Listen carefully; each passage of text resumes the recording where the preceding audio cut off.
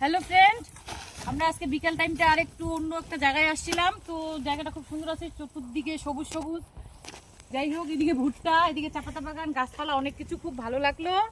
তো এখন আমরা এখান থেকে আবার লোকেশন চেঞ্জ করতেছি, আর একটু অন্য জায়গায় যাচ্ছি। এখন একটু নদীতে যাব। এখানে নাকি একটা স্পেশাল নদী আছে নেপালের পাশে, সেই নদীতে যাব, স্নান করব। দেখি চলো ওখানে। আর জায়গাটা খুব সুন্দর আছে, তোমরা আসতে পারো। তো সবাইকে শুভ বিকেল, টাটা, বাই বাই।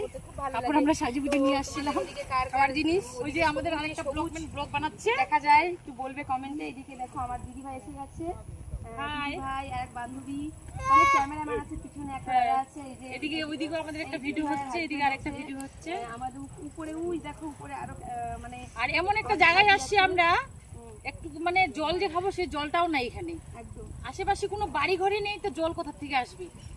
পুরা জল তৃষ্ণা পাইছে। যে বোতলে জল আনছিলাম